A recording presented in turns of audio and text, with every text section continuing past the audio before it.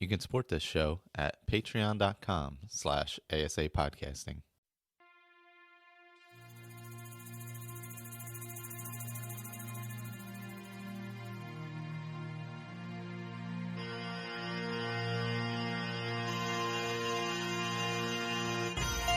Welcome to a Skyrim Addict podcast, where I will discuss my adventures and misadventures through Skyrim.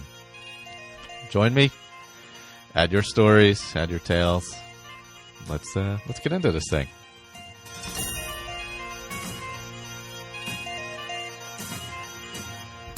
And welcome back, Skyrim Addict podcast. I never know the number, and I am Michael. And with me tonight is Lotus of Doom from Tales of Tamriel. Hello. It's been, I don't know, several years in the making. Mega crossover Elder Scrolls event. Yeah, with just two of us, though. Neither of us have our full cast along with us. It's just me and you, yeah. It's a light version. It's like, a very special episode almost. So yeah. So I reached out to you because I wanted to have you on because you guys are doing your Extra Life thing soon. That was kind of like the impetus at this moment. I mean, I've been trying to reach out anyway. Well, but we both have the crossover charity stuff. Yeah. I was going to say, even though I believe it might have been the first year that I actually talked to you, not in person, but like digitally, being that that's how we do everything these days. Yeah, exactly. Yeah. That is I was looking for help when one of my friends, we were running a charity marathon for one of our friends who suffered from cystic fibrosis. Mm-hmm. And since you do so much with it, I figured who better to talk to than you guys. Yeah, that's our charity forte. Yep. We finally started putting our details together. I think we're doing November 14th for 12 hours, not 48 hours. 12 hours. Well, to be fair, 48 hours is a lot easier when there's three of you kind of shuffling it off to each other, as opposed to me just doing a 24-hour stint, which is already rough. Brutal enough. Yeah, that's rough.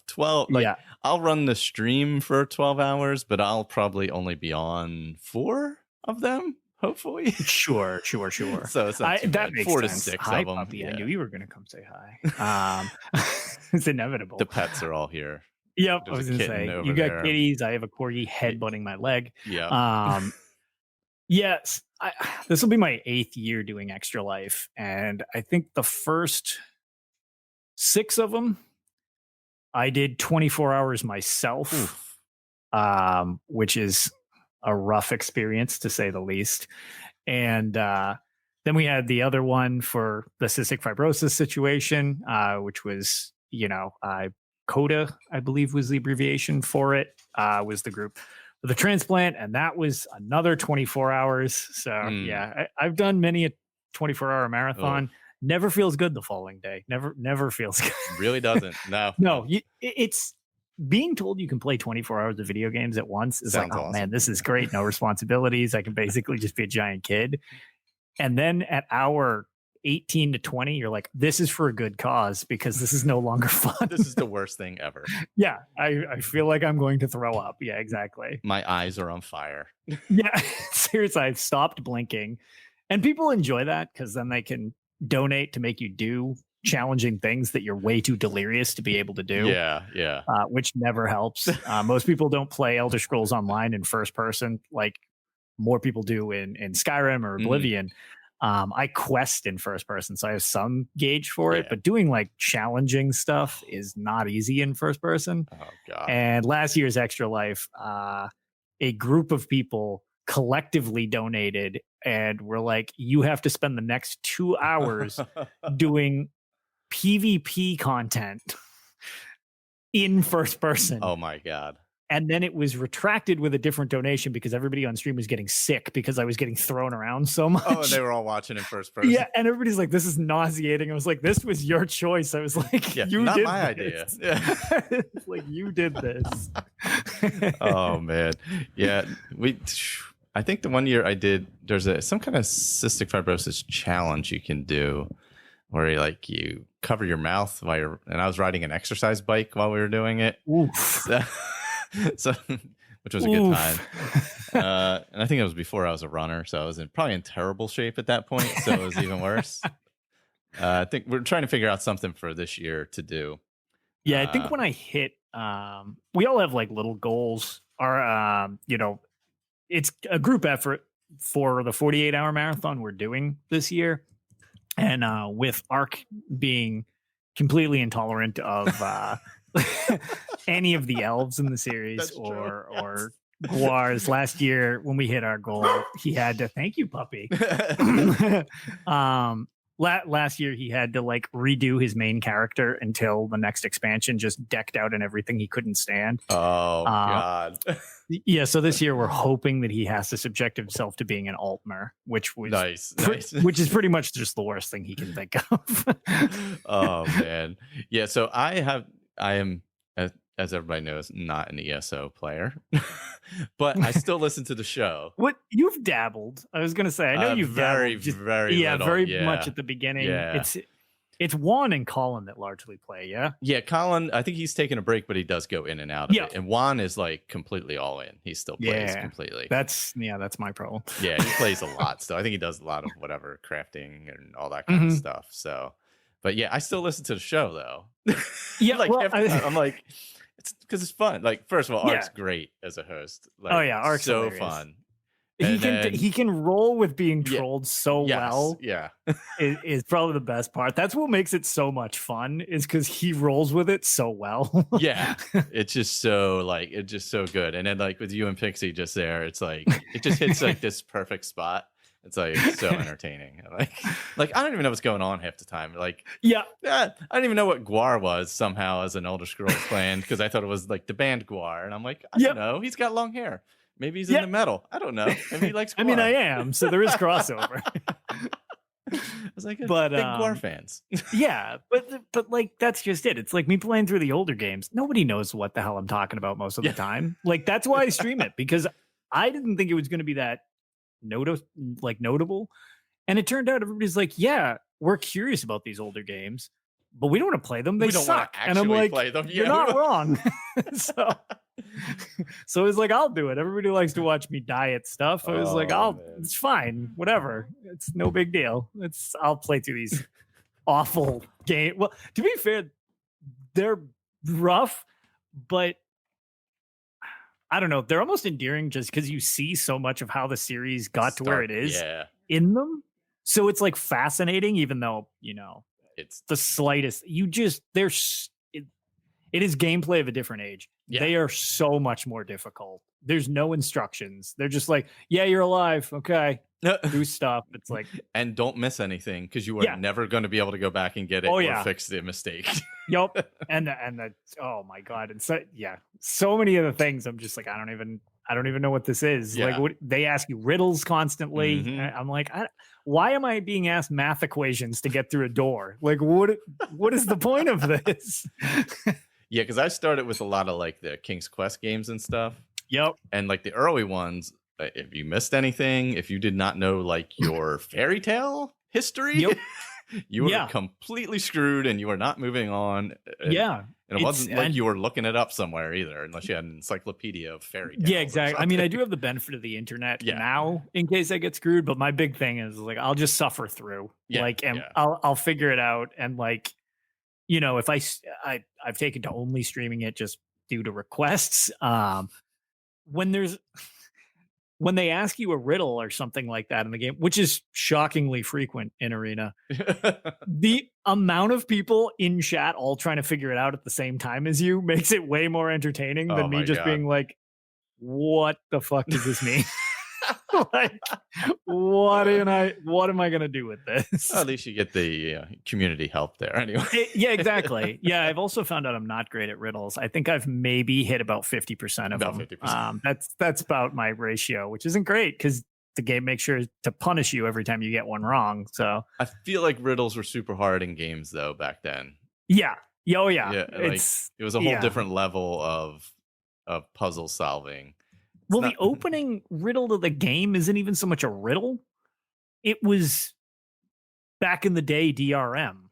It was in the instruction booklet to make sure you didn't pirate the game. I'm like, you scumbag. Yeah, there was a lot. Yeah, I remember when those first started coming out, like maybe like Quest for Glory 4 or something like that had it.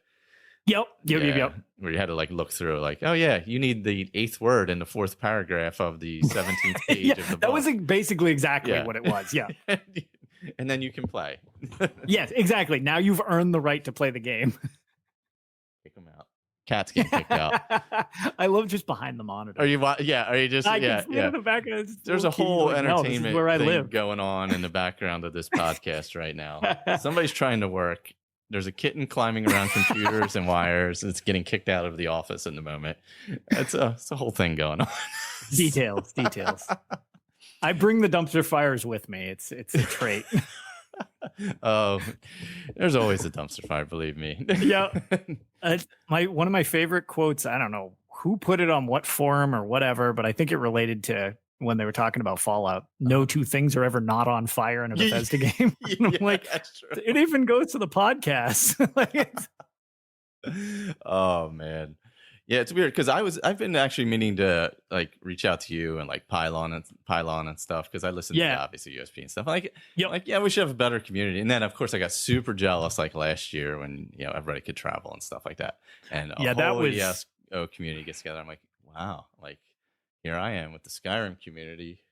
And this year was like designed. That's why I was kind of like hoping I would have gotten to meet you at that, like, even though you're not an ESO player, just because of the Skyrim. Like, the first thing I thought of was like, oh, they're trying to get all the Skyrim people back in, and they've found a way to make you buy Skyrim again. This time you're buying it in a different game. Yeah. Yeah, I think the only reason I didn't go out, because I would have like actually tried to go out to it, is I go to San Diego Comic-Con every year, obviously. Except for this year. So it was hard to like balance those two trips. I was like, man, I could get out there. Yep. But I got to go away and like. That was just, this year being at ESO Vegas, like for that reveal, that was pretty out of left field that they did that to begin with. We all kind of found out about it at once and were like, what? Like, okay, this is really cool. But like, this is no joke of a trip.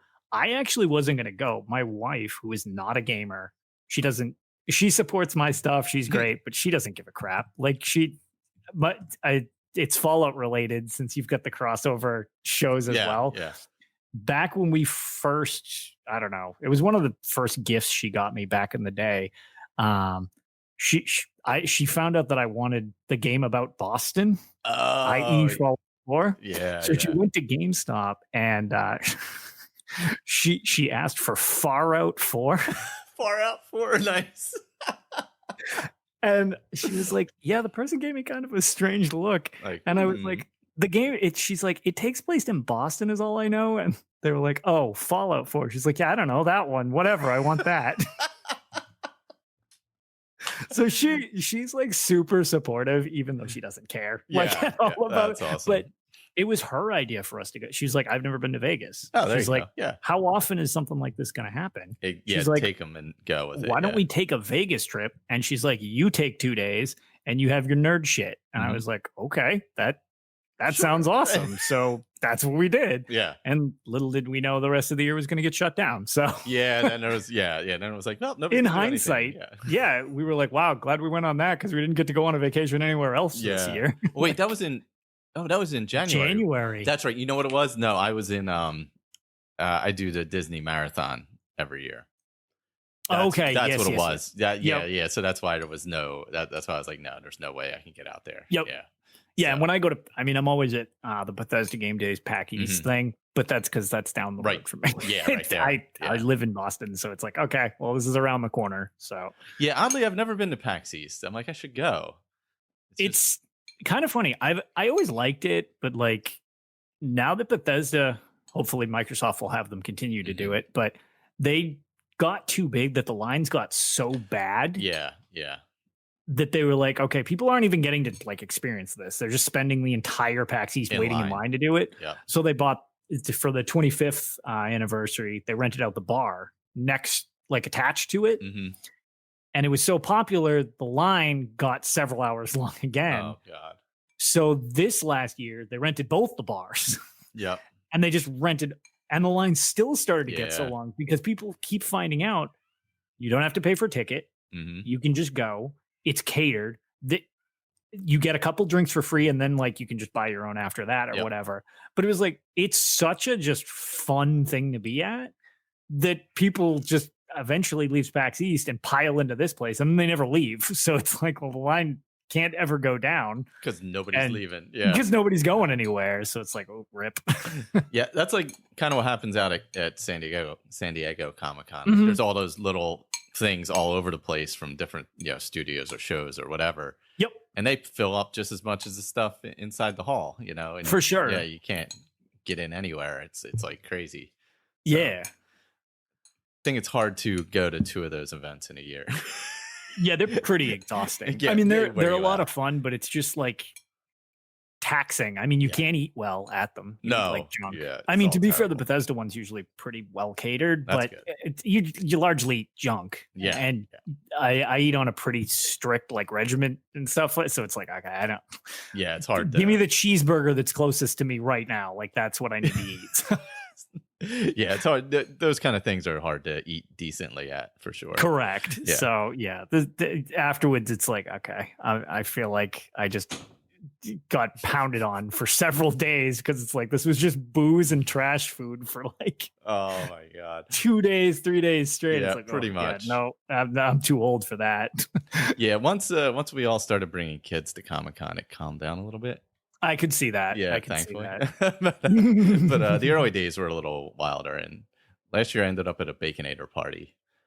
So wow, that was that's there was like legit piles and pyramids of Baconators. I would imagine that almost stays off a hangover, though. You got that much grease absorbing all the booze. I was like, I'm gonna have one. Because if I eat 2 of these, I'm gonna die. Yeah. Or I'm gonna have to run off this boat in like 3 seconds. Yeah, the Baconator quickly becomes the heart stopper. And yeah, like it was a good life. Oh man, yeah. So we were speculating on 2025 for Elder Scrolls 6 earlier. Yeah, that's my prediction, which is great because then we'll be back on the same platform of playing the same game again. Yeah, exactly. Yeah, so target date 2025 Elder Scrolls 6. It's right around the corner, everybody. Yep. I was gonna say we're almost done with the longest year that's ever happened. I mean. How much longer could it possibly be until then? Yeah. Exactly. It'll be Xbox Series X1 at that point. So it'll XXX. be super confusing. So people order the wrong machine, and oh my lord. Yep. Yeah, those pre-orders were crazy. I had heard my cousin got one of each. Yeah. And I was just so annoyed by the whole fiasco of them like dragging it out. It was like either you people are woefully not confident in your product because you're not saying anything, which does not seem to be the case now that people are getting their hands on them. They're like, what was the holdup? Like, this is all seems great. Or they were terrified of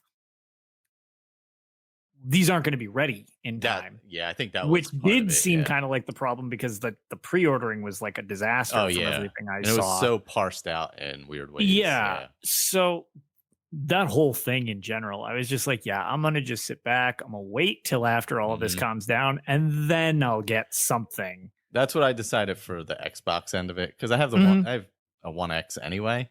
Yep. So the S is not even as good as the 1X really. Cause it doesn't even have a drive or anything. So why drop more money? Yeah. Exactly. So to go up to a Series X to be super confusing. Yes. Without any real game that I'm going to jump right into, it made 0 sense. So right, like why jump on? You get the early adopter errors that always happen with the fourth production, and I did. Who knows? The PS5, prices drop quick. Yeah, that's true. Get bundles, things like that. Yep, yeah, exactly. I grabbed a PS5 for my son because he plays everything on PS4 and PC. So so he'll upgrade his PS4, and I'll just And if I ever get ESO cross save like a transfer, I'm going to PC just because I mean it seems like I get a free upgrade to PS5s, which would be probably why I would get a PS5 or whatever, but like man, that game is pushing the PS4 to its limits. Like to the limits, yeah. It's very apparent that there is not enough RAM to run that game properly anymore. It's just like this is too detailed. There's too much. Yeah. With everything, I was like, it's it's obvious they're doing the best they can with what they have there. they And need I was more. like, what they have there is no longer good enough. So I would much rather switch off because that's, so much my thing currently. I'm like, yeah, I gotta get this to run better. I don't like fighting the game as much as fighting the challenges that they put in the game. Yeah, that's true. So yeah, if you can upgrade your character immediately to PS5. Yes, and it's free. You just keep all your stuff, supposedly. Okay, that makes total sense. I mean, you're on the same platform essentially. Hopefully, they'll allow it to be switched back and forth at some point. That'd be pretty great. Yeah, with the whole Microsoft thing, maybe they push for that. I mean, that's what I'm hoping, because then they have this strong-armed ability where they can just kind of be like, "Look, you're gonna play night," because everybody except Sony wants crossplay and all these fun things. And I feel like now that they own like some of the mega Bethesda franchises, they could be like, look, play nice. Yeah. Yeah. And this exclusivity won't be quite so exclusive. Yeah. Well, but you got to play nice. There's going to definitely be some Game Pass exclusive stuff for a while. Oh, for sure. I think the smaller ones are definitely going to be the praise and stuff like that. But Doom, Fallout, Elder Scrolls, they're leaving money on the table. It's too much money. Yeah. Minecraft Minecraft PS4 is still on MPD. Like they make so much money from it's on just being a publisher. Well, and then with Minecraft, I mean, they've learned it. Like you can hop from anything to anything and play anything. Yes. And that is just what you need to do. I think that's just where it needs to be. Exactly. Just put the money into it and do it, and people will love it. Mm-hmm. And more often than not, people end up double and triple dipping because they're like, I can't be bothered. Just give me this again. Mm-hmm. I don't want to transfer. Just give it to me again. It's like, okay, you just sold 2 or 3 of the same products just because you made that happen. Yeah, that's the way to do it. To be able to just play anywhere on anything is the way to go. I mean, for sure. I will hop between machines in the same house. Like stupidly. Exactly. Because it's like, well, I'm in the other room, so I'll play out I don't here. Walk into the so exactly. Play on this in here 15 feet away. Right. So yeah, I would love to see that. That would be crazy good. I've always dreamed of like for ES6 like having and I think we're beyond this point now, but like I was hoping that what the hell is the mobile game? Why am I blanking? Blades. Yes. I was hoping Blades would be like a precursor to like if in whatever century 6 comes out. Oh like, instead of the nebulous sometime 4th era ish. Like have some stuff you could do on your like on a mobile device as part of the game as well. Like do crafting, like you could go into your house and do all your crafting mobily, and then when you go back in the game it's there, right? You do mundane stuff when you got a little touch screen. I think that would be nice to have. And I haven't played Blade since all the updates, so it's changed pretty drastically. I want to check it out. Getting materials is so much easier in that game now. Oh, that's good. Yeah, because early on it was like very grindy or very throw money at us. Yeah. And now it's much more just like, we throw stuff at you. Is it on Switch yet? Or is it? Yes, it is. Okay, yeah. That was on Switch. Was when they did the big update was for Switch, right? Yeah. Yep. I should get it for that and try it out. Yeah, I liked it. I really only jump back to it when they add story stuff to do, because I binged out at the start of it doing the story, but it was also a lot harder to progress. Yep. So I ended up being like coked out of my mind on power by the time it was like, okay, so we've adjusted the power levels. It's like, oh, you're in like mythical dragon bone enchanted everything. I was like, that's right. It's like, and then weird thing we actually made reference to before we started recording was when people involved in the community win weird things. Yeah. I won a Blades Twitter giveaway. Oh, did you? Bethesda, for some reason, they just had the thing where it was like, oh, here's your chance to win free gems, which is like the magic money in the game, or whatever you can just buy with. And I just retweeted it. I don't even think I was paying attention to, like, I just assumed there was more to it. I just retweeted it for like anybody that's friends with me and stuff. And Bethesda messaged me and they're like, hey, they were like, you ended up being the raffle giveaway winner. I was like, oh shit, really? I was like, so I looked at the thing because I wasn't even like, okay, what did I wasn't going to ask them, what did I win? Because I'm like, well, that's the stupidest thing I could possibly ask them. And I looked at it and I was like, wait, does that say 50,000 gems? I was like, oh my God. What is that? That's the equivalent of $500. Oh my God. So they were like, yeah, we'll just send it to you. So I'm like, what the hell do I do? So for analytics purposes, for like UESP and stuff, I just bought mass quantities of like the loot boxes. Oh, there to see because I'm like, well, it'll sort of give percentages. Mm-hmm. Except as a side effect, I didn't need any of the garbage that I opened. So I broke it all down and I just infused it into my gear. I'm like, shit, I have no point to play this game. I am a literal god. Oh I was my like, God. whoops. Yeah. It's like that was an awkward side effect. Oh man. Oh, that's great. So now I never grind for anything. So I'm like, I guess I'll just play the stories when they come out, which they're not bad. They're fun. They just don't release them fast enough for me to play that much. Yeah, I think it's been long. I played when it first came out for quite a bit. Okay, there's a lot of improvements since then. I kind of hit that wall. It definitely feels much better. I was hoping for more like town building and stuff, I think is what I was hoping for. Yes. And it's a huge initial investment. And then once you're over that hurdle, it's like, okay, well now I can just do whatever I want. Like my town never changes. It's just this metropolis. I'm like, okay, well, what am I going to do with it? It's done. No, like, it's so big. There's nothing left. So yeah, it's supposed to be one of those ever going games, but it's like, it's kind of an end point in that game. Yeah. Yeah. You can only go so far and then you just lose interest. At that point, it's just like, okay, I mean, I did what there is to do. So yeah. Well, it's actually, we have a few minutes left because I got to get you off to your next show, but I had an email. Face ID from 5 feet away doesn't work that well. That's weird. Who would have thought? Dude, I don't even know if my phone has Face ID. You want to talk about weird things you can get? I got Blades to run on this. It is the last version, or it's the oldest version of an iPhone that can run Blades. That can run it? It's a 6S. Nice. Anything prior to that can't even functionally run it. And I remember when everybody was just like, how is it running on that? I'm like, poorly at best. It's like, I don't, my God. Whatever. I just want to play it. I was like, I just made the threshold. That's great. Oh my God. So I got an email from, I apologize if I pronounce the name wrong or put an emphasis on the wrong part of the name. I believe it's Camille or Camille. So actually, I'm going to go over to email in the next show because it's some stuff about modding and stuff. I know Victor will dig deep into that. No. But I just wanted to acknowledge and appreciate the email and all that. It's great. So yeah, we'll dive into some of those more technical issues. So details of the stream, 48-hour stream.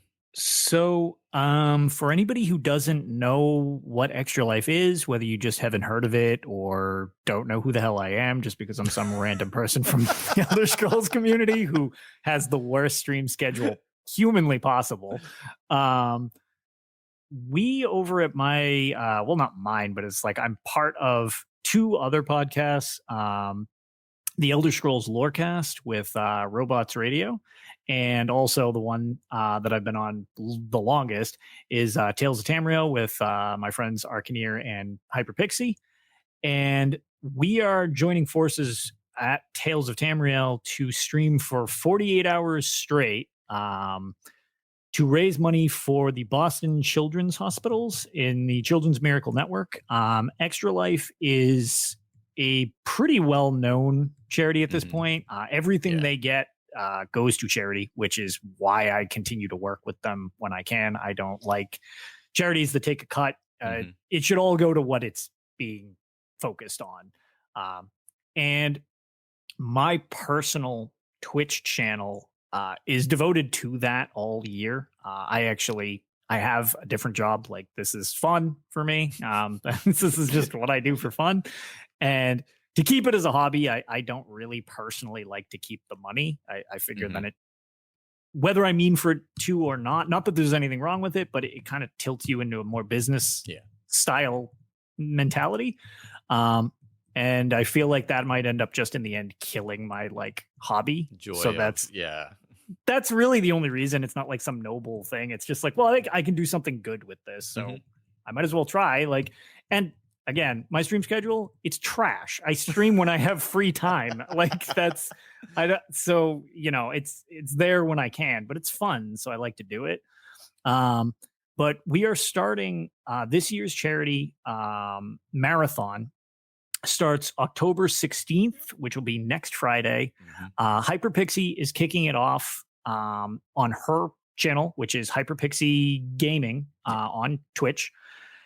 And she'll be starting things up. She will stream until I think her goal is probably like midnight or 1 a.m., somewhere around there. And then Arcaneer is going to pick up the stream for a little bit while I'm unconscious trying to prep for my portion. And his portion will be at Dungeon Crawler Network on Twitch. He will stream until I get up, and I will start my shift for 6 a.m. Eastern. This is all in Eastern Standard. I will be starting at 6 a.m. Eastern, and I will be streaming until 3 a.m. Oh my God. At which point I will hand the reins back off to Arc to do from 3 a.m. until 6 p.m. the following day. Man.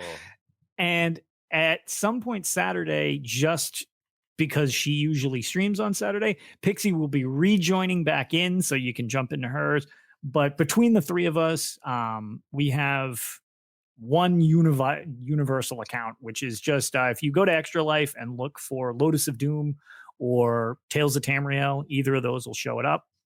That's our official donation site. I mean, you can donate to anybody and it all goes to great cause as long as they're part of it. But that's ours. Yeah, I've got stuff posted. If you happen to use Twitter, I'm all over that, probably more than I should be, and when I'm at work. But yeah, I'm pretty much Lotus of Doom everywhere. So if you find somebody who's Lotus of Doom, it's probably me. Most likely me, and I will have some type of link to our Extra Life efforts. So there you go. We've got our goal of 1,000, like we do each year. We're already just shy of 400, and we haven't even started yet. So that's always awesome. It's always nice getting a start. And then I was part of Extra Life United this year, so we got $200 donated to them as well, which is just one universal fund that goes to the least supplied hospitals, I believe it is, in the network, which is great because it doesn't just benefit the most well-known ones, like Boston and stuff like that. So. No, that's awesome.